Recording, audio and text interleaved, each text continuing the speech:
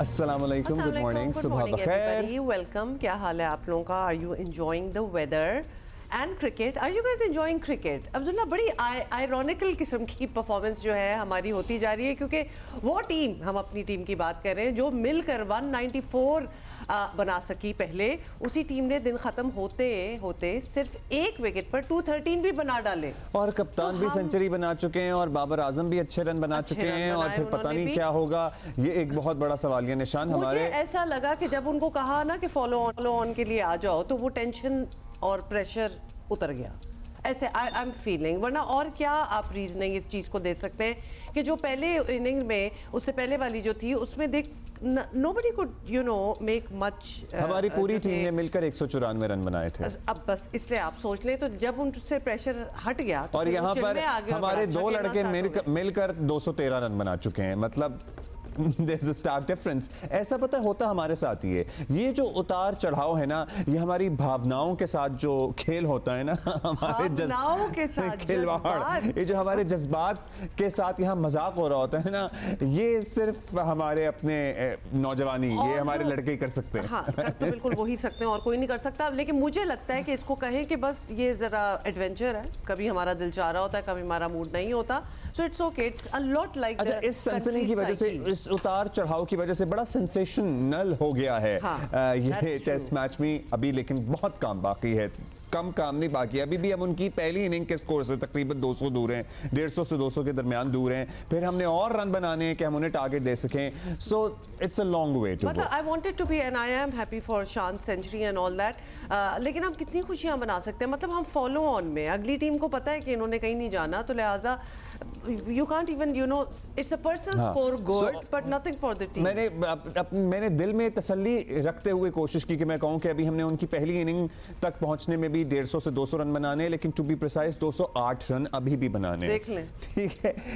उसके बाद हमने एक टारगेट भी देना है। उसके बाद हमने एक बड़ा सा टारगेट भी देना है। अभी तो लिटरली उधार उतारने वाली बात होगी कि वहां तक हम पहुंचेंगे, उसके बाद हमें ठीक ठाक देना। आई डोंट थिंक हमें इतनी। केप टाउन टेस्ट इब्तिदा से ही पाकिस्तान के लिए बड़ा भारी साबित हुआ है भाई। ये नए साल के आगाज में ना ये बातें अच्छी नहीं लगती, क्योंकि फिर टेंशन होना शुरू हो जाती है। आजकल हर दूसरी वीडियो जो आपको सोशल मीडिया पे नजर आ रही है ना, वो ये है कि नया साल आपका कैसा रहेगा। सो या तो जी, ये का तो ये चल रहा है। असाइम मयूब के साथ तो बहुत ही बड़ा ट्रेजेडी मुझे लगी, because he wasn't even playing at the moment, he was fielding. जब उनका पैर मुड़ा है या क्या हुआ, whatever, anyway he is out of commission now, he won't be able to play for a couple of months. Yeah, at least 6 weeks. Let's see and let's hope and let's pray कि वो पाकिस्तान का बहुत बड़ा असासा है ये नौजवान, और champions trophy से पहले हमें दस्तयाब हो जाएं। इनको बेहतरीन मेडिकल फैसिलिटीज़ देने की बात की जा रही है। लंदन भेजा जाएगा। चेयरमैन पीसीबी ने तो कहा है कि उन्हें फौरी लंदन भिजवाने का फैसला भी किया गया है, ताकि कम अज़ कम चैंपियंस ट्रॉफी के लिए वो ज़रूर अवेलेबल हो। सदर मुमलिकत आसिफ जरदारी ने भी उन्हें कॉल की, उनका हाल अहवाल पूछा, उनकी खैरियत दरियाफ्त की है, नेक तमन्नाओं का इजहार किया है। सो ये literally I was heartbroken when I heard this, when I saw this. We were watching actually. I was disturbed. मैं समझ नहीं आ रहा था कि क्या होगा, बिकॉज ये वो नौजवान है जिस पे हमने अपनी बहुत सारी उम्मीदें बांध ली हैं। मैं एक बात बताऊं, जब मैं देखती हूँ ना, but he is such a young guy, we have been talking about him and he is हमारे इमर्जिंग स्टार ही आप उनको कह सकते हैं। मुझे लगता है नजर लगे, नजर कोई चीज होती है, because otherwise what would happen, he wasn't even, he was fielding at that moment, और वो मतलब बॉल कैच करने के लिए वो भाग रहे हैं और उसमें वो एक अजीब तरीके से गिरे हैं। और गिरना भी अगर आप ऐसे देखते तो आम शाम इस तरह सारे गिरते रहते हैं, तो वो भी उस वक्त एकदम से नहीं लगा कि ये कोई चीज़ हुई होगी। और टेक्निकल एनालिसिस में भी जाएंगे कि हमें हमारे लड़कों को डाइविंग की प्रैक्टिस कराई जाती है, मतलब ये जो डाइवें मार के कैच पकड़ना या बॉल रोकना कराई जाती है, वी नो। लेकिन इस इंसिडेंट में क्या तो वहाँ मसला था या ग्राउंड सर्फिस का इशू था, क्या था, इस पे भी हम बात करेंगे। और नज़र की जो आपने बात की, वो भी जाहिर है कि वो ज़रा नज़र की दुआ पढ़ें, दम करें।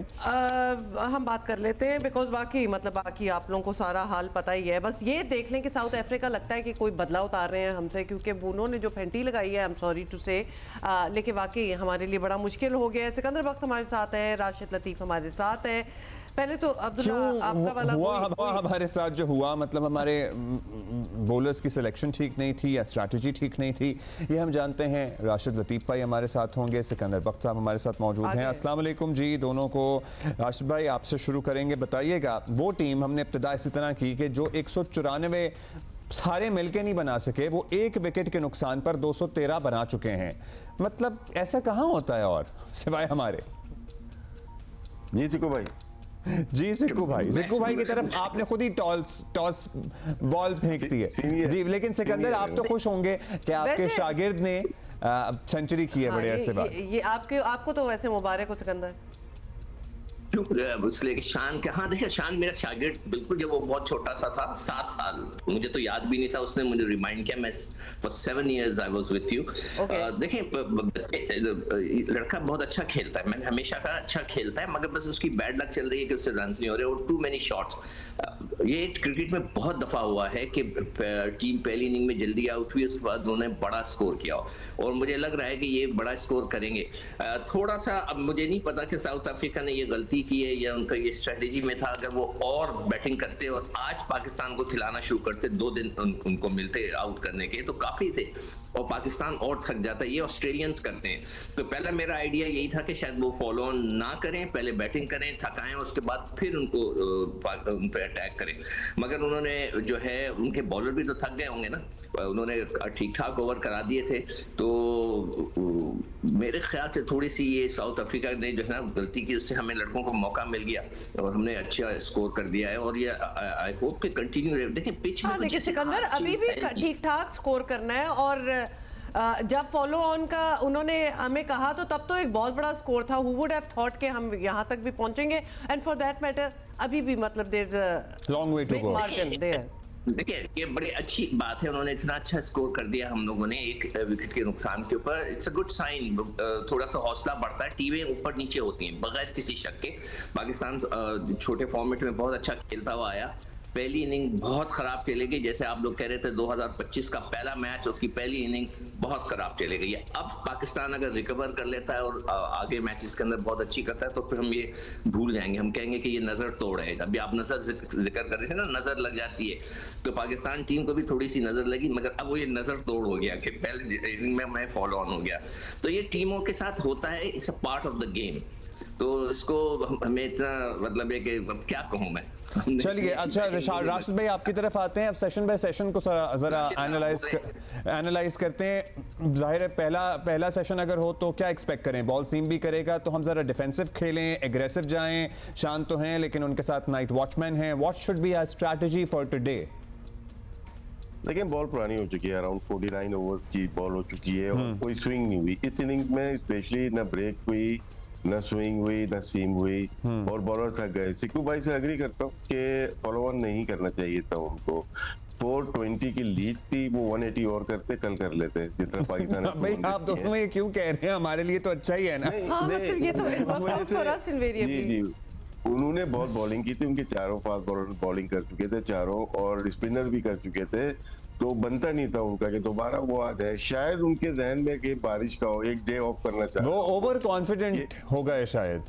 हो सकता है जी लेकिन पिच बिल्कुल फ्लैट है। ऐसी पिच साउथ अफ्रीका में बहुत रेयर मिलती है, स्पेशली इन केप टाउन। वो हमने पहले भी बात की थी, डीमेरिट पॉइंट मिला था लास्ट टेस्ट मैच, 1.5 दिन में खत्म हो गया था अगेंस्ट इंडिया। तो इस वजह से उन्होंने सोचा कि फ्लैट पिच बनाया और वो फाइनल में क्वालिफाई कर चुके हैं। लेकिन क्रेडिट जाता है दोनों को, स्पेशली शान को अंडर प्रेशर बहुत ज्यादा थे और इवन बाबर आजम भी ओपन कर रहे थे, दोनों पे प्रेशर बहुत ज्यादा था। कहीं पे भी ऐसा नहीं लगा कि वो सेल्फिश खेले हैं। इनके लिए ये आसान था कि अपने रन करें, 50-60 करें, नेक्स्ट मैच करें, लेकिन जिस डिटर्मिनेशन से इन्होंने फाइट की है, कुछ भी हो जाए रन करना साउथ अफ्रीका में इतना आसान नहीं होता अंडर प्रेशर। और अभी भी वो लगे हुए हैं, बाबर तो आउट हो गए लेकिन शान अभी लगे हुए हैं, वो बड़ी सेंचुरी की तवक्को है हमें। पूरी बैटिंग लाइनअप हमारी मौजूद है, कामरान गुलाम है, इसके बाद खुर्रम शहजाद अभी बैटिंग कर रहे हैं, नाइट वॉचमैन, उसके बाद रिजवान है, सलमान अली आ गए। फ्लैट पिच का अभी आपने जिक्र किया, मतलब वहां पे हम भी तो आउट हुए ना, हमारी बॉलिंग में क्या कोई गलती थी, क्या स्ट्रैटेजी हमारी गलत थी कि हम नहीं रोक सके साउथ अफ्रीका को इतने रन बनाने में? पेस कम थी हमारी ना, पेस कम थी। अभी पहली दफा हुआ सालों के बाद कि 140 के ऊपर बॉल एक गिरी भी नहीं पाकिस्तान की तरफ से। 130 135 इतना मैक्सिमम थी। ऐसी फ्लैट पिच में आपको थोड़ा सा बॉलर चाहिए होता है जो अच्छी बाउंसर कर सके, तेज कर सके, रिवर्स मिले उसको हम कर सकें, वो कर नहीं सके।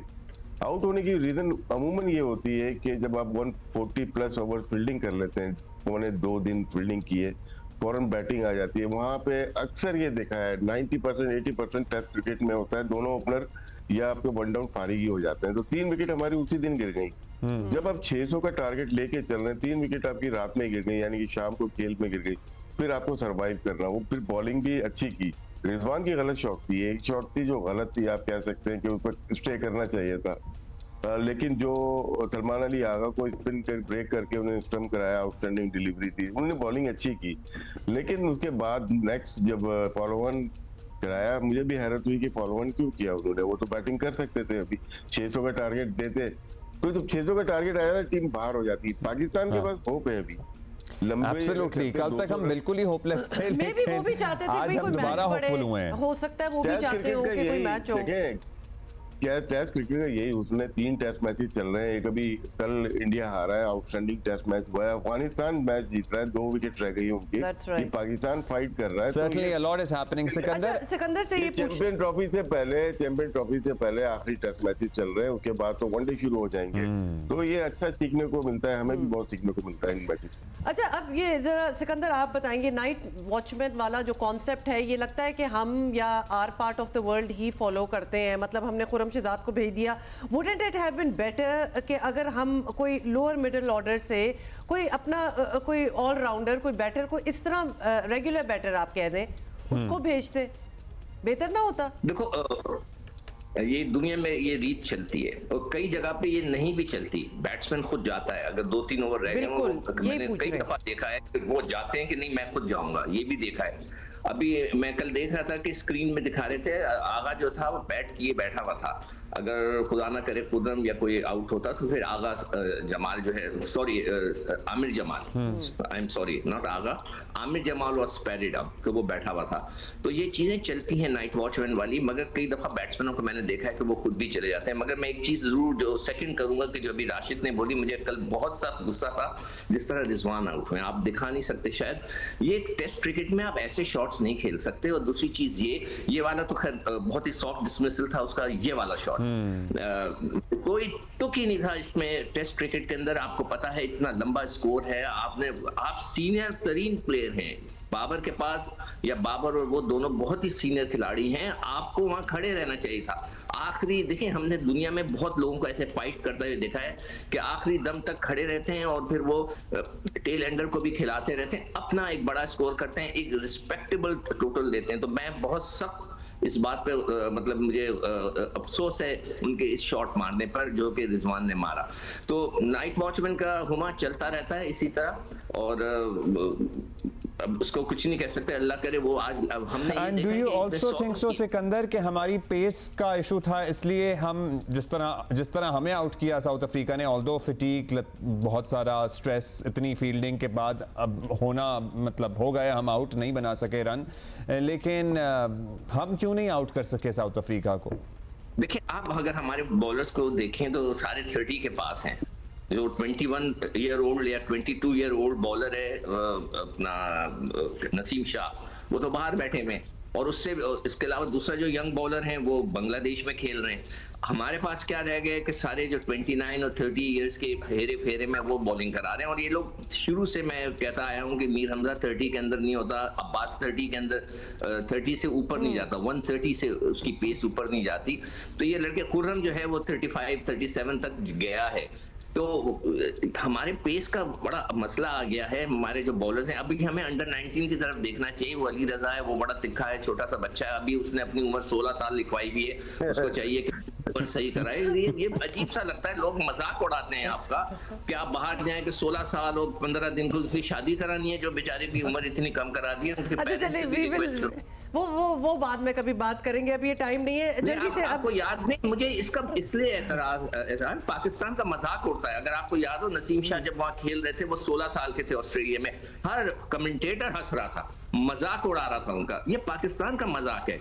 तो मैं क्रिकेट बोर्ड से भी कहूंगा, एक दफा उन्होंने शाहिद अफरीदी की एज को ऊपर करवाया था माजिद खान ने। माजिद खान जो टीम के उस जमाने में तो चल गया था और उसके बाद उन्होंने खुद ही करेक्ट कर दिया था शाहिद अफरीदी ने। तो ये बात अगर ऐसी है तो ये चैलेंज होनी चाहिए, मतलब मजाक अपनी जगह, लेकिन फिर चैलेंज कर दें कि भाई कैसे कह सकते हैं कि आप 16 साल के हैं, whatever. Anyway, we are not getting into that. जी चले ना, इस बात को जाने दे। राशिद भाई ये बताएं। नहीं हुमा आपको बहुत, मैं एक वाकया सुनाऊं, छोटा सा किस्सा, शायद राशिद लतीफ को याद हो, ये भी हमारे साथ हमारी बैंक में हम दोनों खेलते थे। एक लड़का था, उस पे हमारे प्रोटेस्ट हुआ, हम अंडर 19 की टीम खिला रहे थे हमारी बैंक। जी, उसकी अम्मा जो थी 1979 में इंतकाल कर गई थी और वो खुद 1982 में पैदा हुआ था। अम्मा के इंतकाल के ऐसे बहुत किस्से हैं। ये हम बैठ के आपसे स्टोरियां सुनेंगे, हैं बड़ी वैसे इंटरेस्टिंग, लेकिन टाइम कम है। राशिद भाई जल्दी से जरा शान की परफॉर्मेंस को आप एनालाइज करें, बिकॉज शान की भी रिडेम्पशन हुई है, लॉन्ग ड्यू रिडेम्पशन हुई है उनकी। एज अ कप्तान बड़ी क्रिटिसिज्म का शिकार थे, लेकिन then he has just made a comeback. तो आप बताएं जरा क्या हो रहा है उधर।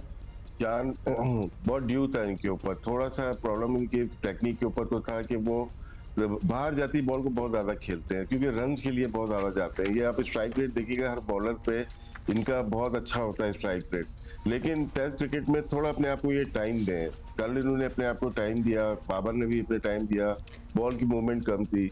ये जितना खड़े होंगे दूसरे स्पेल में जा नहीं पाते। अगर आप देखें दूसरे स्पेल में अगर फास्ट बॉलर पे जाएंगे, रबादा और यानसन अगर बॉलिंग कर रहे हैं, पहले स्पेल में ही आउट हो जाते हैं। किसी भी जगह आप देखें जाते साथ इनकी स्लिप लगती है। कॉर्नबैंड बोल्ड लेग बिफोर का रेशियो मैंने आपको दिया हुआ है, तो ये चीज है। लेकिन कल इनकी बैटिंग ने बहुत जबरदस्त दिखाया, क्योंकि मुझे लग रहा था इनके लिए ज्यादा मौके अब नहीं मिलेंगे, लेकिन कल उन्होंने जो बैटिंग की और इसको कंटिन्यू कर सकते हैं, क्योंकि पहले भी मैं कहा कि इन्होंने सेल्फिश इनिंग नहीं खेली, इन्होंने टीम के लिए खेली है।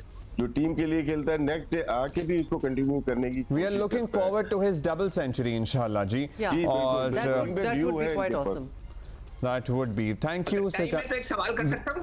एक सवाल जवाब नहीं मिलेगा, टाइम नहीं है, बस जवाब बाद में लीजिएगा, सवाल छोड़ के चले जाएं। अच्छा चले, अगर शान मसूद को कप्तानी से हटाया जाए तो क्या उसकी बैटिंग और इंप्रूव कर सकती है? ये बहुत इंप्रूव होगी सिकू भाई, बहुत इंप्रूव हो जाएगी। चलिए जवाब भी चलिए जी, जवाब भी फौरन ही आ गया। Thank you Sikandar, thank you Rashid भाई। Have a good day. It would also mean कि कोई कप्तानी का प्रेशर नहीं ले सका, जो वो कप्तान बनता है उसकी अपनी परफॉर्मेंस खराब हो जाती है। मतलब इस पे भी मजीद बात होनी चाहिए लेटर, लेकिन अभी आपको कुछ और दिखाना है। पैट कमिंस भी मतलब हमारे आई एम श्योर कि साइकियाट्रिस्ट एंड साइकोलॉजिस्ट अच्छे कप्तान भी तो होते ही हैं और उनकी परफॉर्मेंस भी ठीक रहती है। जीते भी हैं। अच्छा अब्दुल्ला, कोई अगर कोई इमोशनल सपोर्ट चाहिए हो लड़कों को तो वो दस्तयाब होती है ना मैनेजमेंट की तरफ से? आपको पता है हमने उनको खुदाफिज करके आपस में बातें शुरू कर दी हैं, वही वाली हमें आगे जाना है। और बड़ी चीजें, जैसे कि आपको ये बताना है कि कराची पोर्ट पर चंद दिन पहले कस्टम्स ने एक नया निज़ाम नाफिज किया है, और ये फेसलेस असेसमेंट सिस्टम काम की रफ्तार को भी कई गुना बढ़ा चुका है और टैक्सेस की वसूली को भी। अब ये क्या है? तो अली इमरान सैयद हमें बता रहे हैं। कस्टम से तिजारती माल जल्दी निकलवाने, ड्यूटीज टैक्सेस कम लगाने के लिए जादू की छड़ी चलाने और दीगर हर तरह के करतब दिखाने का दौर ख़त्म होने लगा। हैरत अंगेज तौर पर बंदरगाह पर माल की जीडी क्लियर होने का वक्त औसत 5 दिन से कम होकर 21 घंटे रह गया है। फेसलेस असेसमेंट के नए निज़ाम के तहत न इम्पोर्टर्स को मालूम कि कौन सा अप्रेजर इसके माल की किस्मत का फैसला कर रहा है, और ना अप्रेजर को पता कि माल का कस्टम एजेंट आखिर है कौन। फेसलेस सिस्टम कुछ यूं है कि अप्रेजर्स को अपने मोबाइल तक बाहर लॉकर में रखने होते हैं। अप्रेजर हॉल में रिकॉर्ड हुए चेहरों के अलावा दरवाजे से रसाई नहीं। हद तो ये है कि मुल्क की अरबों डॉलर्स तिजारत के अहम सुतून इन अप्रेजर्स को कुछ नहीं मालूम कि किस वक्त किसके पास पोर्ट कासिम, कराची पोर्ट या जिना टर्मिनल पर मौजूद माल की क्लियरेंस का केस आएगा। कस्टम MIS टीम ने कंप्यूटर्स पर हर तरह का सोशल मीडिया या मैसेंजर ब्लॉक्ड कर रखा है। कस्टम्स MIS टीम के मुताबिक इस बात का भी एहतमाम मौजूद है कि कंप्यूटर पर कोई मैसेजिंग ऐप डाउनलोड ही ना हो सके, यानी राब्ता टूटे ताकि कौमी ख़जाने को नुकसान और अपनी जेबें भरने का 70 साल पुराना धंधा रुक सके। ऐसे में मुबैना तौर पर यौमिया बुनियादों पर भारी माल बटोरने वाला कस्टम अमला परेशान है, जबकि कुछ ईमानदार अमला व अफसरान मुतमईन हैं कि जल्द माल क्लियर होने से ताजिरों को पोर्ट पर जायद मुद्दत कंटेनर्स रखने का जुर्माना अदा न करना पड़ेगा, तिजारत को फ़रोग़ मिलेगा। प्राइम मिनिस्टर साहब का एक ट्रांसफॉर्मेशनल प्लान था FBR के लिए, जो उन्होंने चेयरमैन FBR को दिया। तो ये फेसलेस असेसमेंट सिस्टम उसका एक कंपोनेंट है। 30 जनवरी के बाद पहले थोड़ा सा मसला आया था 2-3 दिन के लिए, तो वो ऐसे हो रहा है कि आधे घंटे में कंसाइनमेंट निकल रही है और लोग हैरान है कि जी मैंने तो 1 बजे फाइल की थी अपनी GD और ये 1:30 पे असेस होकर मेरे पास आ गई है। 16 दिसंबर से फेसलेस असेसमेंट सिस्टम लागू होने के बाद 16 तक 31 दिसंबर ड्यूटीज वसूली बढ़कर 156 अरब रुपए रही, जबकि 1 दिसंबर तक 15 दिसंबर ये वसूलियां 130 अरब रुपए थी। यानी कहा जा सकता है कि इस सिस्टम से मुमकिन तौर पर सिर्फ 15 दिन में 26 अरब रुपए की भारी रकम लोगों की जेबों में जाने के बजाय कौमी खजाने में आ गई। कराची पोर्ट के एक टर्मिनल पर कंटेनर क्लियरेंस का दिन औसत 7 दिन से कम होकर 6 दिन रह गया और यूं पाकिस्तान की तिजारती सलाहियत बेहतर हुई। बाखबर जरियों के मुताबिक फेसलेस सिस्टम नाकाम बनाने के लिए ज्यादा तादाद में फिजिकल इंस्पेक्शन कराने समेत मुख्तलिफ चालें तरतीब दी जा रही हैं ताकि फेसलेस असेसमेंट सिस्टम को किसी भी तरह नाकाम बनाया जाए। कैमरामैन जावेद उमरानी के साथ Ali Imran Syed, Geo News, Karachi. This indeed looks like a transformation. ये बहुत मुश्किल काम था और एक अच्छी कोशिश ज़रूर है, अल्लाह करे कि कामयाब हो और चलती रहे और इसमें जो जुगाड़ हम एक्सपर्ट हैं ना चूँकि वो ना निकाल सकें। हाँ, आई होप ऐसा ना हो। अच्छा, इस पे हमने ज़रा मज़ीद बात करनी है। वज़ीर मुमलिकत बराए ख़जाना अली परवेज़ मलिक हमारे साथ होंगे, but after this very short break.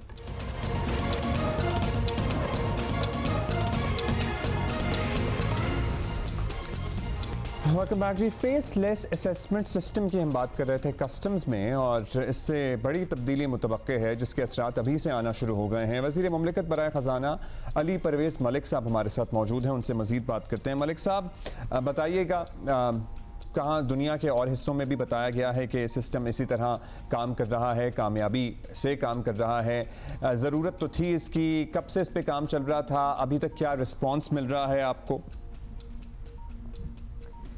सबसे पहले तो मैं आपसे ये गुजारिश करूँगा कि ये जो फेसलेस अप्रेजमेंट का सिस्टम लाया गया है, ये एक वज़ीर आज़म साहब ने जो ट्रांसफॉर्मेशन प्रोग्राम FBR के अंदर बनाया था उसका एक छोटा सा हिस्सा है और ये वो ट्रांसफॉर्मेशन प्लान है जिसके अंदर आप असर नौ आप अपने सारे प्रोसेसेस को, अपनी सारी कैपेबिलिटीज़ को और अपनी सारी जो टेक्नोलॉजी की कैपेबिलिटी है उसको रीएवैल्यूएट कर रहे हैं।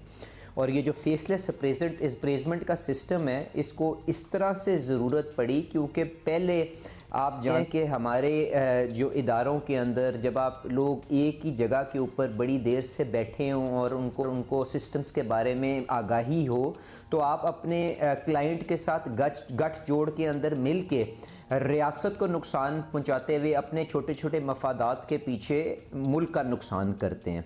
तो फेसलेस जो अप्रेजमेंट सिस्टम है इसके पीछे ये गठ जोड़ जो तोड़ने की एक काविश है।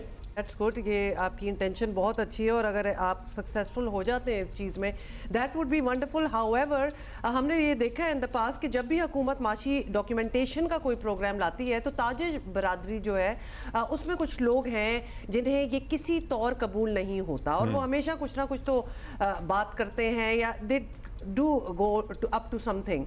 क्या ये नए निज़ाम पर भी किसी किस्म की मुज़ामत का सामना आप लोग करेंगे, एंटिसिपेट कर रहे हैं या फिर सोचा है कि टैकल किस तरह करना है अगर ऐसे होता है?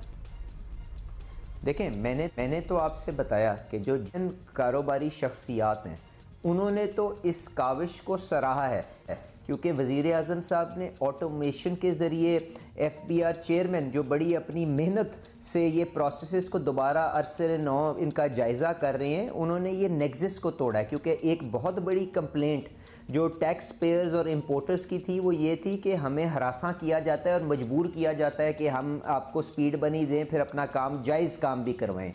तो जो लोग इसका सिस्टम को जो जेन्युइन अपने कानून के अंदर रह के काम करना चाहते हैं उन्होंने तो अप्रिशिएट किया है, और जो लोग इस सिस्टम से बाहर निकल के रियासत को नुकसान पहुंचा के अगर कोई फ़ायदा उठाना चाहते हैं उनको मैं यहाँ पे बता दूँ कि अब हमारे पास वो मॉडर्न टेक्नोलॉजीज़ और वो इंटेलेक्चुअल कैपिटल मौजूद है कि वो सारी की सारी कंजम्पशंस और अब्यूसेस को ट्रैक करके उसके ख़िलाफ़ कानूनी कार्रवाई के मुताबिक उनको कार्रवाई करेंगे। तो इंशाल्लाह ताला आप देखेंगे कि वज़ीर आज़म शहबाज शरीफ साहब की क़यादत में बहुत सी बेहतरी FBR के अंदर आपको नज़र आएगी। वज़ीर आज़म की बात कर रहे हैं, इस प्रोग्राम के लॉन्च की तकरीब में उन्होंने बताया था कि यही सिस्टम आएगा और भी जगहों पे, तो और वजारतों के लिए भी पूरा निज़ाम डिजिटाइज़ करेंगे।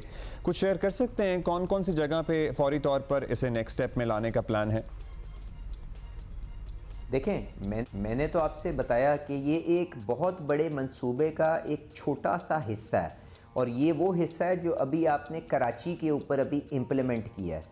इसके साथ साथ अभी यही सिस्टम आप देखेंगे अगले 2-3 महीने के अंदर बाकी के जो आपके टर्मिनल्स हैं, चाहे वो लैंड कार्गो के हों या आपके ड्राई पोर्ट्स के हों, उनके ऊपर इस सिस्टम का निफाज कर दिया जाएगा। और इसके साथ साथ जो अभी आपका एग्जामिनेशन का जो प्रोसेस है जिसके अंदर आज भी ह्यूमन इंटरेक्शन मौजूद है, वो भी आप देखेंगे पूरी अरसरे नौ इसका जायज़ा लेते हुए इसकी इस्लाहाती प्रोग्राम के ज़रिए इसको तब्दील किया जाएगा अगले 2 से 3 महीने के अंदर।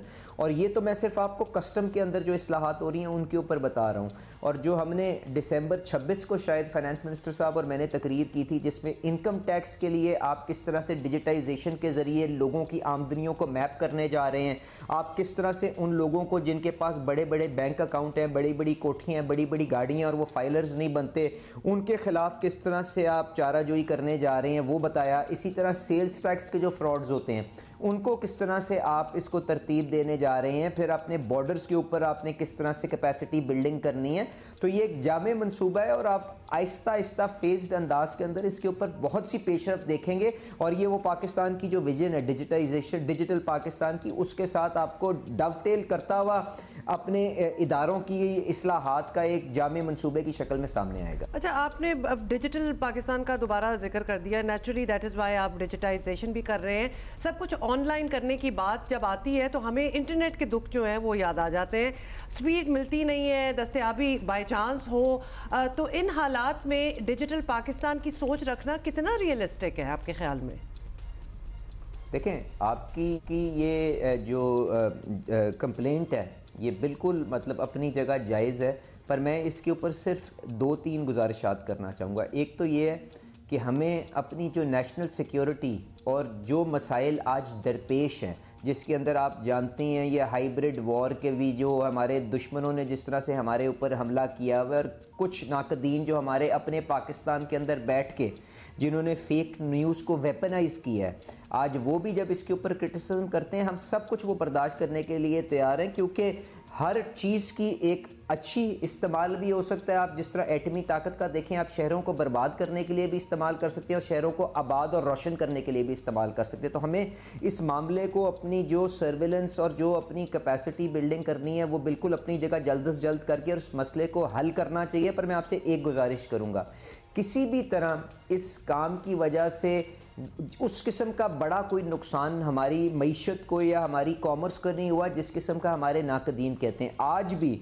हमने फिक्स्ड लाइन जो आपका इंटरनेट है उसको महफूज रखते हुए, उसकी स्पीड को मेंटेन करते हुए, आप जानती हैं पाकिस्तान के कारोबारी जो शख्सियात हैं उनको बेपनाह मौके मुहैया किए हैं कि अपना काम बढ़ा सके। आज रिकॉर्ड IT एक्सपोर्ट $350 मिलियन के करीब, तकरीबन $340 मिलियन के करीब माहवार हो गई है, जो 30-40% पिछले साल इसी महीने से ज़्यादा है। पर इस चीज़ को देखते हुए मैं फिर भी एक्सेप्ट करता हूँ कि हमें ये जो मोबाइल, अपने फ़ोन और अपने डेटा का जो मसाइल हैं, इनके ऊपर जल्द से जल्द काबू पाना है। और इंशाअल्लाह ताला PTA और मिनिस्ट्री ऑफ IT के मदद के साथ हम इस मामले को भी जल्द से जल्द हल कर लेंगे, ताकि इस पाकिस्तान को डॉक्यूमेंट करने की जिदोजहद के अंदर पाकिस्तान को आलमी दुनिया के अंदर इंटीग्रेट करने के लिए भरपूर रोल और भरपूर किरदार अदा कर सकें। हम भी दुआ करेंगे। ऑब्वियसली हर कोई चाहता है कि तरक्की हो मुल्क की, और साथ साथ सारों की खुद की भी पर्सनल तरक्की हो। बहुत शुक्रिया अली परवेज़ मलिक साहब, वज़ीर मुमलिकत बराए ख़जाना, हमसे बात करने के लिए। डेफिनेटली फेसलेस असेसमेंट ये it's welcome, it's a great initiative. लेकिन जो हम बात कर रहे हैं ना मज़ीद डिजिटाइजेशन की एंड विज़ावी इंटरनेट, वो भी ठीक हो जानी चाहिए। मतलब दैट एक पॉइंट क्यों खुला छोड़े हैं जिस पे क्रिटिसिज्म जो है वो पता है ये इंटरनेट का मसला ना इदराक तो आई एम श्योर होगा, लेकिन ये इतना फ्रस्ट्रेट कर रहा है और ये इतना अब बढ़ गया है और भी ज्यादा मुझे तो लग रहा है बढ़ गया है। एक मसला है because everybody is obviously using it, so everybody. इस पे हम तफसील से बात करेंगे इस ब्रेक के बाद।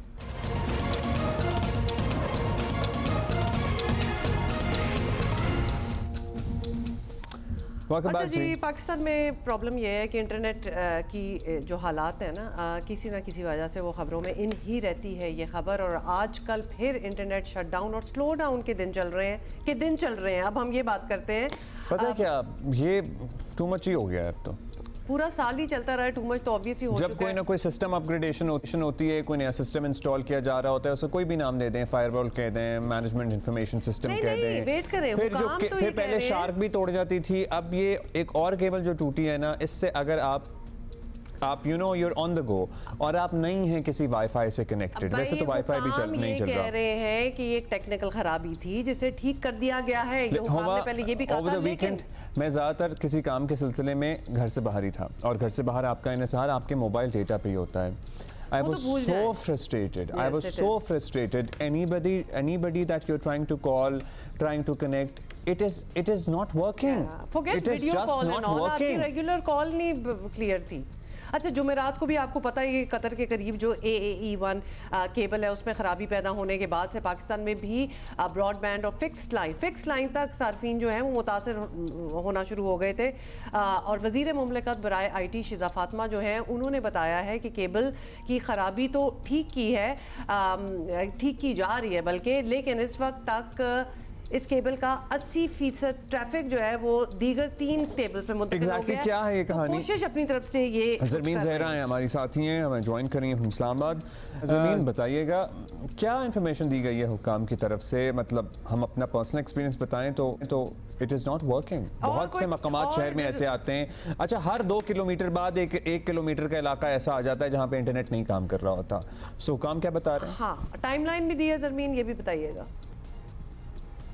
देखें 2024 के स्टार्ट से जो इंटरनेट में खलल का सिलसिला शुरू हुआ था वो अब तक बरकरार है। उसकी मुख्तलिफ वजूहात हैं, मुख्तलिफ जवाब बताए जाते हैं हुकूमत की जानिब से भी, PTA की जानिब से भी। अब रिसेंटली ये बताया गया है कि पाकिस्तान की में जो इंटरनेशनल सबमरीन केबल से जो मिलाने वाली एक केबल है कतर के करीब AAE1, उसमें फॉल्ट आया था जिसको तकरीबन ठीक कर लिया गया है। 80% काम जो है उसका मुतबादिल केबल्स पर शिफ्ट कर दिया गया है। लेकिन वक्तन फ़वक्तन हम ये देख रहे हैं कि इंटरनेट स्लो होने का सिलसिला हो या फिर इंटरनेट में मुतासर होने का सिलसिला हो, सोशल मीडिया ऐप्स मुतासर होने का सिलसिला हो, ये चलता ही आ रहा है। हुकूमत और PTA इस हवाले से पहले तो खामोश दिखाई दे रही थी, अब जो है वो मुकम्मल तौर पर दिफा करते हुए नज़र आ रहे हैं। अब कमेटीज़ में भी दिफा किया जाता है, कौमी असम्बली में भी दिफा किया जाता है।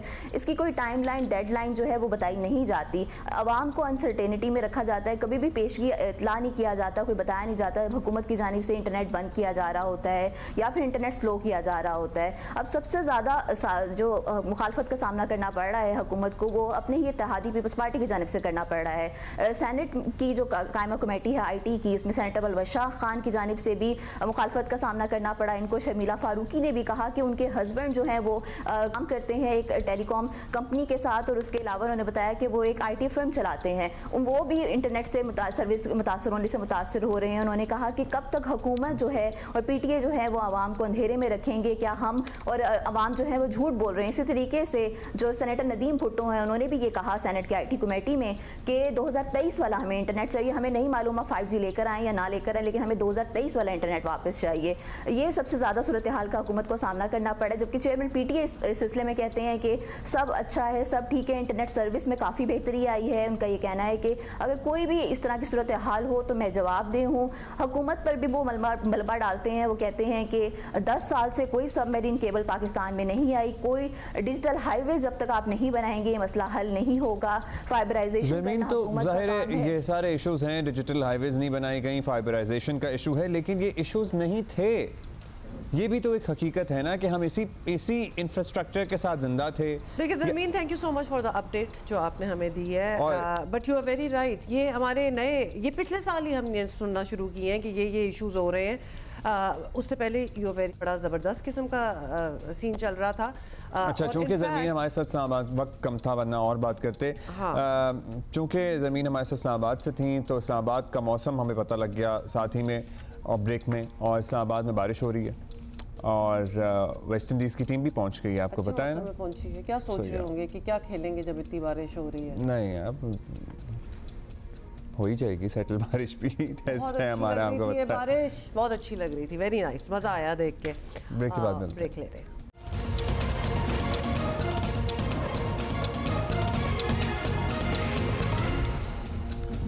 वेलकम बैक जी, गुड मॉर्निंग वंस अगेन। और स्टूडियो में मास्टर शॉट में आप देख चुके हैं कि हमारे पास एक बहुत ही ख़ास मेहमान मौजूद हैं। एक ऐसी शख्सियत हैं जिनके गाने सुनते हुए बहुत सारे लोग ये कह सकेंगे कि भाई हम तो बड़े ही इन गानों पे हुए हैं, या हमने कॉलेज, हम वो कह सकते हैं, या हमने कॉलेज ही इन गानों पे गुजारा है, या हमने स्कूल के ज़माने में अपने बड़े भाई बहनों को ये गाने सुनते हुए देखा था। मतलब हमने जीन्स पहनना ही इनके गाने की वजह से शुरू की थी। समझ तो आपको आ गई होगी कि हम किन की बात कर रहे हैं। We are talking about Ali Haider. He is with us.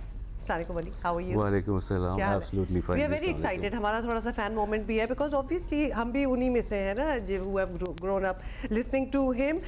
इनसे हमने बहुत सी बातें करनी है। इनका नया गाना जो आया है उसके बारे में भी और सुनेंगे भी, but we have another we should discuss this first. हाँ, हमारा एक फॉर्मेट होता है अली भाई, we discuss multiple stories in the show, और पारा चनार वाला इशू बड़ा क्रूशल चल रहा है। लिटरली हम जिसे कहते हैं ना, बिल्कुल ही ज़रा घबराए भी हुए हैं, परेशान भी हैं, और हमें सवाल भी जहन में आता है कि ये इशू जितना सीरियस है उस तरह से टैकल किया जा रहा है। And can I just say that when we closed the week last week, तो हमें लग रहा था ये मामला थोड़ा सा, एक रिलीफ था हमारे लिए, साय ऑफ रिलीफ था हमारे लिए, सेटल हो गया because we had been speaking about it for a while, लेकिन ऐसा नहीं हुआ। But it is a very complex issue। बेअमनी के शिकार कुरम के लिए तारीखी अमन मुआहदे पर सबने सुख का सांस लिया ही था कि अमन के दुश्मन मैदान में आए, और DC कुरम पर दहशतगर्द हमले के बाद पारा चनार में हालात मामूल पर लाने की कोशिशों को ब्रेक लग गया। जो काफिला जाना था सामान का, you know, people are dying, kids are dying because they don't have food, they don't have medicines. It's true. कई माह की बंदिश के बाद हफ्ते का रोज तय किया गया था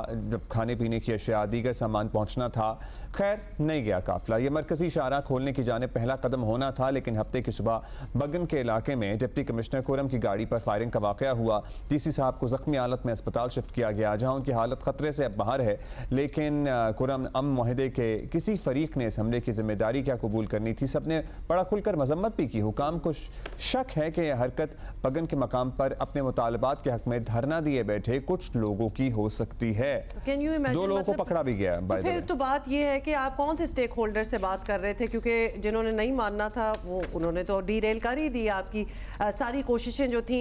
अब FIR जो है वो रजिस्टर करके 2 लोग गिरफ्तार कर लिए गए। अब्दुल्ला, जिस तरह आप बता रहे थे, और ज़िला कुरम के लिए अमदादी सामान का पहला काफिला आज टल से रवाना होगा, और पुलिस के मुताबिक 80 से ज़ायद ट्रकों पर मुश्तमिल काफिले के गुजरते वक्त मरकजी शाहराह पर कर्फ्यू नाफिज किया जाएगा। नेचुरली कोई ना कोई तो एक्स्ट्रा ऑर्डनरी सेफ्टी जो है वो देनी ही पड़ेगी, जिसमें मेडिसिन हैं, इस काफिले में सब्जियां हैं, आटा, दीगर अशिया से भरे ट्रक जो हैं वो 3 रोज़ से टल में खड़े हैं। और आपको पता है कि इसमें बड़ी चीज़ें ऐसी हो जाती हैं जो पेरिशेबल गुड्स भी होते हैं, तो चीज़ें ख़राब भी होना स्टार्ट हो जाती हैं। 144 नाफिज है, 5 लोग जमा नहीं हो सकते।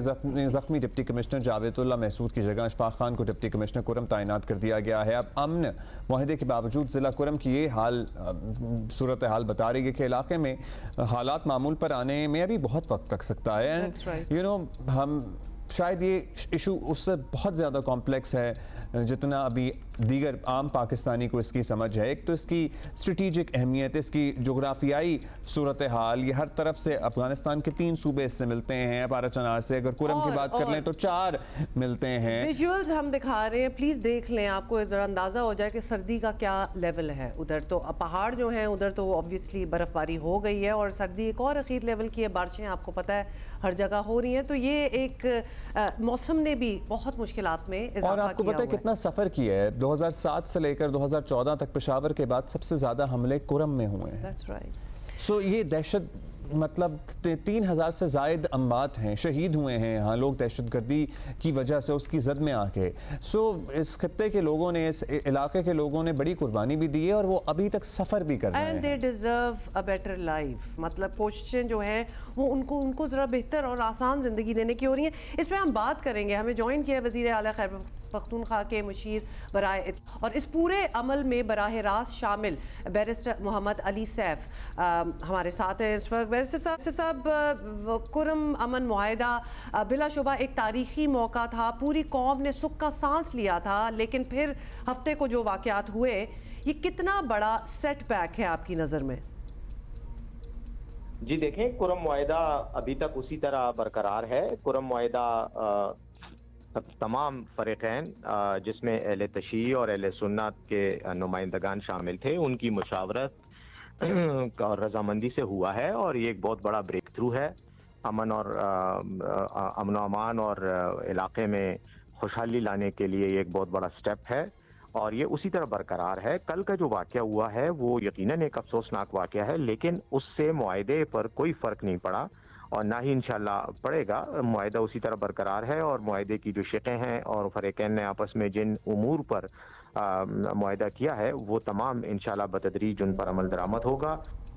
अच्छा चलें, अच्छी बात है आप कह रहे हैं कि मुआहिदे पर कोई फ़र्क नहीं पड़ा और कोई भी फ़रीक़ इसे डील ब्रेकर नहीं समझ रहा। मतलब फिर भी वाक़या तो हुआ, क्या पता लग सका है, 2 गिरफ्तार भी हुए हैं लोग। कौन इसके पीछे मुलव्वस है? सिर्फ शिया सुन्नी का मसला तो नहीं है सर कुरम का, मतलब और जो लोग हैं जो आमने दुश्मन हैं, तो कोई थर्ड पार्टी लग रही है। देखें, अमन के दुश्मन वही लोग हैं जिनका मफाद शायद जंग से और बदअमनी से वाबस्ता है और ऐसे लोग बदकिस्मती से मुख्तलिफ शक्लों में मौजूद रहते हैं। ये मुआहिदा चूँकि दोनों फ़रीक़ैन की रजामंदी से हुआ है और इसे बहुत ज़्यादा सराहा गया है। इस मुआहिदे के बाद कुरम के अवाम ने तो क्या, पाकिस्तान के अवाम ने सुख का सांस लिया है, बहुत खुशी की बात थी। और बाज़ लोगों को यकीनन ये अमन हज़म नहीं हो रहा था तो उन्होंने पहले कुछ लोगों की तरफ से एतराज़ात भी आए, लेकिन कल का वाक़या हमारा ज़ाती ख्याल, हमारा यानी ख्याल ये है कि ये कल का वाक़या शरपसंदी की एक साजिश थी, कोशिश थी और मुआहिदे के हवाले से शकूक और शुबहात पैदा करने की ख्वाहिश थी और शायद शरपसंद ये समझते थे कि इसके वजह से दोबारा से फसादात की आग भड़क उठेगी, लेकिन ऐसा कुछ भी नहीं हुआ। अच्छा, ये आप लोगों के लिए बैरिस्टर साहब it's a challenging time because KP हुकूमत एक तरफ इस चैलेंज से निमट रही है, दूसरी जानिब एक सियासी चैलेंज भी है। हुकूमत के साथ मुज़ाकरात में भी कोई अपडेट हमें ऐसा नज़र नहीं आ रही है और ना 190 मिलियन पाउंड केस का फैसला भी कुछ सामने नहीं है। तो क्या इन मुज़ाकरात में कोई डेडलॉक आ गया है, something is happening over there, या फिर आपको लग रहा है कि सब कुछ ठीक ही चल रहा है? जी, मरकज़ी शराह की बंदिश की बुनियादी वजह तो इन फसादात में के दौरान इस शराह पर गुजरने वाले काफ़िलों पर हमला था और 21 नवंबर को इसी शराह पर एक हमला हुआ था जिसमें 44 अफराद जाँ बहक हुए थे, जो बड़ा वाक़या था। इसलिए सिक्योरिटी वजूहात की बिना पे इस शराह को बंद किया गया था। कल का जो कॉन्वॉय था वो सिक्योरिटी हिसार में सामान लेकर जा रहा था पाड़ाचिनार, तो इस वाक़े की वजह से चंद दिन के लिए मुअत्तल हो गया है। जैसे ही अब से देखें, मुज़ाकरात का अमल तो जारी है और मैं ये समझता हूँ कि अच्छे तरीके से जारी है क्योंकि मीटिंग्स हो रही हैं और मुशावरत भी हो रही है, एक मेज़ पर बैठकर आपस में बातचीत का सिलसिला भी जारी है। तो एज सच तो डेडलॉक बज़ाहिर कोई भी नहीं है, लेकिन यकीनन मुज़ाकरात में अप्स एंड डाउन्स भी आते हैं। बाज़ औक़ात वक्त ज़्यादा लग जाता है किसी एक नुक्ते पर आपस में इत्तेफाक राय पैदा करने के हवाले से उलझाव भी पैदा हो जाता है, तो वो यकीनन अमल का हिस्सा है, लेकिन फिल वक्त तक तो मुज़ाकरात ठीक चल रहे हैं। चलिए फिल वक्त तो मुज़ाकरात चल रहे हैं और होपफुली ये काफिला भी रवाना हो जाएगा। लेट्स सी, जल्द बताया जा रहा था कि इसको कर्फ्यू नाफिज करके भेजा जाएगा। जी बैरिस्टर साहब, thank you for being us this morning. अच्छा, ये भी बड़ी इंकरेजिंग बात है और थोड़ी सी तसल्ली हो जाती है इस बात की कि मुज़ाकरात जो हैं वो चल रहे हैं, अभी किसी को वो वाली टेंशन नहीं हुई। वो तो चल रहे हैं, हाँ चल रहे हैं, लेकिन आपको पता है कुछ भी हो सकता है। आज मुलाकात होनी है पीटीआई के वफ्द की खान साहब से, लेट्स सी क्या होता है। अच्छा जी,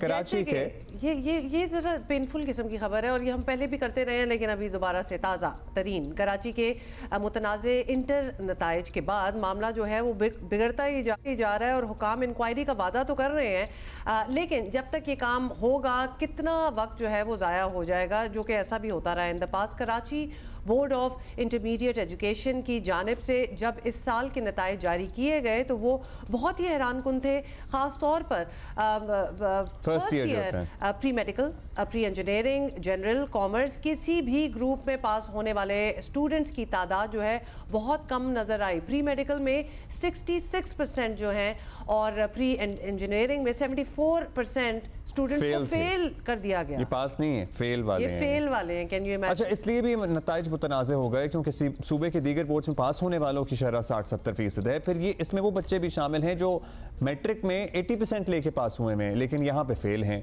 अब जाहिर है तलबा परेशान हैं, तालीमी इदारे परेशान हैं, फिर तहकीकात का मुतालबा भी हुआ।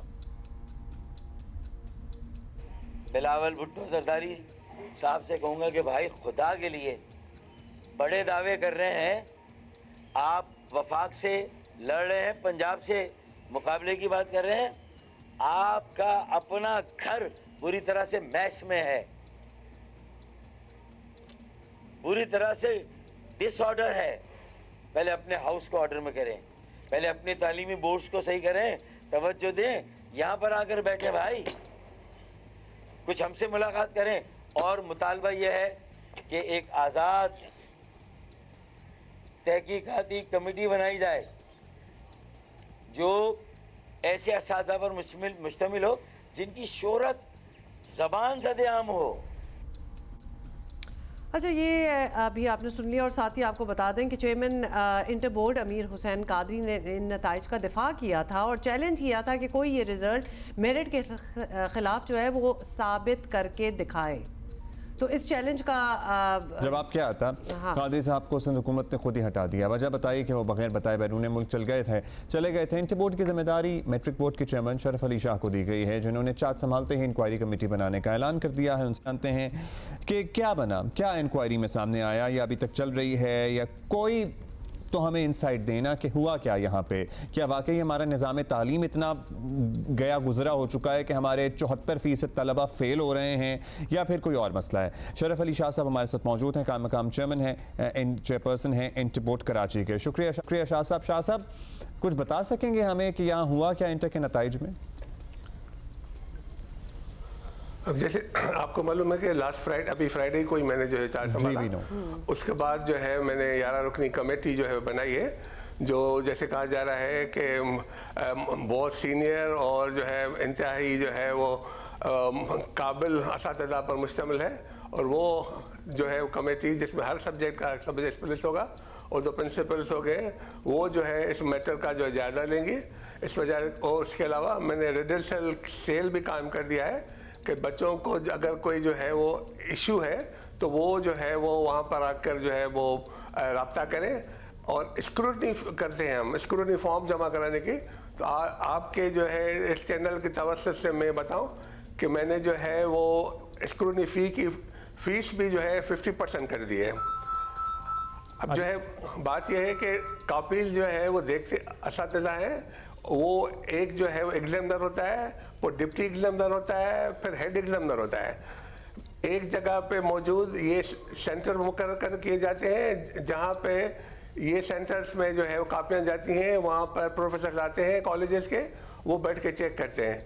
और एग्जामिनर के बाद जो है वो लेक्चरर, अगर जो एग्जामिनर होता है तो असिस्टेंट प्रोफेसर, डिप्टी एग्जामिनर होता है, एसोसिएट प्रोफेसर जो है वो हेड एग्जामिनर होता है। हर सब्जेक्ट में इस तरह से कापीज जो है वो चेक होती हैं। उसके बावजूद अगर जो है बच्चों को किसी को जो है शिकायत है तो वो अप्लाई करेगा। तो हमने भी अपने जमाने में भी कराई हुई है। शाह साहब प्लीज हमें बताइए कि आप हमें बता रहे हैं, मैंने भी कराई हुई है। उसका कोई फायदा इसलिए नहीं होता क्योंकि वो एक तो वैसे बच्चा टेरराइज्ड होता है, लिटरली टेरराइज्ड होता है उस माहौल से ही, और नंबर काउंट करके रीचेक करके जी नंबर जो जितने लगे हुए हैं हर सवाल के जवाब के, आप उसको टोटल करके देख लें वो उतने ही है या नहीं है, या तो फिर दोबारा चेकिंग होती है हर सवाल की कि जो नंबर लिखे हुए हैं क्या वो मैच कर रहे हैं कि नहीं, हाँ मेरिट पर दिए गए कि नहीं, ये किस तरह की स्क्रूटनी होगी। और ये नंबर भी यानी बेसिकली जो मार्क्स दिए गए हैं, जो नंबर लगाया गया वो सही है कि नहीं है, ये वो देखा जाएगा। जो सीनियर छात्र लगे अगर मार्क्स सही नहीं दिए गए तो वो जो है उसको जो है वो को ये पावर है कि वो मार्क्स को चेंज कर सकता है। अच्छा, अब अगर जो है वो देखा है कि बिल्कुल ही मतलब कि अगर ये रिजर्व जो है 10 में से 8 नंबर की जगह 6 दे दिए तो वो 8 नहीं कर सकता। लेकिन अगर जो है उसको काट के 0 कर दिया है या 2-3 दे दिए तो उसको जो है वो चेंज, हेड एग्जामिनर जो है वो चेंज कर देगा। लेकिन वो जो है हम इसीलिए प्रोसेस शुरू कर रहे हैं कि 1 महीने के अंदर पूरा का पूरा जो है वो ये सिस्टम जो है वो कवर करके और इसको पूरा जो है बच्चों का जो है जो कुछ उन ग्रीवेंसेस है वो खत्म किए जा सके। 74% बच्चे तो फेल हो गए, मतलब स्क्रूटनी होते होते भी मुझे नहीं लगता सालों नहीं लग जाएंगे सारे मामले में। अगर 20% बच्चे भी आ गए या 30% भी आ गए, नहीं लास्ट ईयर आपको पता होगा कितनी ह्यूमन कराया हुआ था, 1432 स्क्रूटनी आई थी हमारे पास सिर्फ इंटरमीडिएट बोर्ड में 1432 स्क्रूटनी आई थी। और उसके बाद आपको पता है जो हमने जैसे बच्चों को दिखाना शुरू किए, उनका रजिस्टर शुरू किया तो इशू खत्म हो गया। अब इसको पॉलिटिसाइज किया जा रहा है बार बार, ये इतना इशू होता नहीं है। होता है कि बच्चे जब मैट्रिक के बाद कॉलेज में पहुंचते हैं, स्कूल में एक डिसिप्लिन होता है, जब वो कॉलेज में पहुंचते हैं तो बेरारवी का शिकार हो जाते हैं और क्लासेस अटेंड नहीं करते, वो समझते हैं बहुत आज़ाद हो गए हैं। उसके बाद जब अगर फर्स्ट ईयर में उसको कम मार्क्स मिलते हैं तो इंटर का रिजल्ट देखें कंपैरेटिवली बहुत बेहतर हो जाता है उनका, सेकंड ईयर का बेहतर हो जाता है। कुछ सिस्टम को जाना। और जी शाह साहब, हमारे यहाँ चीटिंग का भी तो एक ऑब्वियसली आपको पता है कि बहुत से सालों से, बल्कि ये काम तो कभी रुका ही नहीं है, तो और ज़्यादा ऑर्गेनाइज होना स्टार्ट हो गया। तो क्या जब चेकिंग, रीचेक या फिर जो तहकीकात का मुतालबा किया जा रहा है उसमें ये भी देखा जाएगा कि चीटिंग का एलिमेंट ना हो, क्योंकि उसमें भी एक आप कंपैरिजन देख सकते हैं, एक तर्ज का पेपर होगा, एक जैसे सवालों के जवाब होंगे, तो उसमें भी आपको चीज़ें नज़र आ जाएंगी। नहीं, ये 2-3 साल से जो मसला चल रहा है वो ये है कि एक तो जो है सिलेबस चेंज हो गया है। वो जैसे कि पुराना सिलेबस पढ़ाया जा रहा है, एक कंप्लेन लोगों का जहाँ जाए, तो गवर्नमेंट ने सिलेबस चेंज किया, उसमें जो है वो थोड़ा नए चैप्टर ऐड किए और वो जो है वो हमने इंट्रोड्यूस किए, उनके जो है वो बच्चों टीचर्स के लिए तरबियती क्लासेस किए, उनको ट्रेन किया कि जी ये नए चैप्टर आए, इसको इस तरह से पढ़ाया जाए। और उसके बाद बच्चे कॉलेज जाते ही नहीं, वो जाते हैं घटे पिटे जो है वो ट्यूशन सेंटर्स पे जाते। ह्यूमन क्राई ज्यादा होता है, इतना मसला है नहीं। यहाँ 74% प्री इंजीनियरिंग में फेल हो रहे हैं, 66% 67% प्री मेडिकल में फेल हो रहे हैं। On the contrary Sukkur board की आप देखें मिसाल, तो वहाँ 60 से 70% बच्चे पास हो रहे हैं। तो ये बच्चे आज़ाद ख्याल और बेहरारवी का शिकार सिर्फ कराची में ही हो रहे हैं कि पढ़ते नहीं और फेल हो रहे हैं, और बाकी शहरों में स्ट्रिक्टनेस है। सो हम बाकी सूबे के ही दीगर शहरों से रिजल्ट कंपेयर कर लें तो वहाँ ज़्यादा बच्चे पास हो रहे हैं। फिर यहाँ पे जो मैट्रिक कर ओ लेवल का रिजल्ट, ओ लेवल के बाद इंटर कर रहे होते हैं, वो भी पास ही हो रहे होते हैं। बात यह है कि यहाँ के जो है प्रोफेसर्स का जो है वो मयार डिफरेंट है। वो प्रोफेसर्स जो है यहाँ का मयार डिफरेंट है, वहाँ डिफरेंट है। हो सकता है वहाँ कापी जो है का मयार और ज़्यादा कापी होती हो, वो ज़्यादा लिबरल तरीके से चेक करते हो। लेकिन जो है हमारे कोई ये पॉलिसी नहीं, हम नहीं कह सकते कि प्रोफेसर को जी आप इसको जो है स्ट्रिक्टली चेक करें। अब एक जगह पर अगर आप देखें हमारे पास 93 और 92% वाले को NED में दाखिला नहीं मिलता है, तो फिर ही वही मीडिया क्राई करता है कि जी बोर्ड ने 92-93% लेते हैं, वो जो NED का एंट्री टेस्ट नहीं पास कर लेते। इतने फीसद लोग जो है डॉ का जो है एंट्री टेस्ट नहीं पास कर सकते। शाह साहब, ये भी एक तरीका है कंपैरिजन का कि जहां आपने अगर चेक करना है कि चीटिंग हो रही है या क्या रिजल्ट सही है कि नहीं है, तो आप वहाँ ओ लेवल्स के रिजल्ट्स भी चेक कर लें, ए लेवल्स के कर लें, there are so many other boards, मतलब आप उनको भी अगर देख लें तो आपको पता चल जाएगा कि रिजल्ट ठीक आया है कि नहीं आया। तो ये भी एक तरीका है जी। हम ए लेवल ओ लेवल की कंपेयरिंग नहीं कर सकते, उनकी ग्रूमिंग अलग होती है, उन बच्चों का जो है वो लिविंग स्टैंडर्ड डिफरेंट होता है। हम औरंगी कोरंगी और जो लियारी के बच्चों को जो है वो अच्छे स्कूलों से नहीं कंपेयर कर सकते, और हमारे जो है वो ज़्यादा बच्चे जो है इन स्कूलों के हैं जो है वो पसमानदा इलाकों के स्कूल्स हैं, और उनको अगर हम कहें कि जी ऑनलाइन फॉर्म भर के भेजो, वो कहते हैं हमारे पास कंप्यूटर ही नहीं है। अब उनको हम क्या कर सकते हैं जी, हमारे पास तो जो है वो ये बंदा ही नहीं है जो कंप्यूटर पे करे। अच्छा, ये कब तक इंक्वायरी जो आपकी कमेटी है 11 रुकनी, ये कोई टाइम फ्रेम है इसका, ये कब तक कुछ दे देगी सिफारिशात और बता देगी तहकीकात करके? एक महीने के अंदर आज नोटिफाई होगी, और एक महीने के अंदर जो है ये पूरी जो है वो रिव्यू करके बताएंगे। नहीं तो इंक्वायरी में अगर कुछ ऐसा आया कि कोई ओवरऑल स्क्रूटनी करते रहेंगे, चेकिंग में मसला, स्क्रूटनी तो चलती रहेगी, चेकिंग में मसला है, तो क्या ऐसा भी फैसला हो सकता है कि जी जो बच्चे मार्जिन से फेल हुए हैं उनको पास कर दिया जाए, या क्या होगा? जी अगर कमेटी ने रिकमेंड किया तो ऐसे हो सकता है, पॉसिबल है। शुक्रिया जी, thank you. Okay, this needs to be done. बहुत शुक्रिया शाबीग विद अस। लेकिन आपको पता है फिर आगे दाखिले होने चाहिए बच्चों के, होते हैं, इन्हीं चीज़ों पे बेस होता है, इन्हीं रिजल्ट्स पे बेस होता है।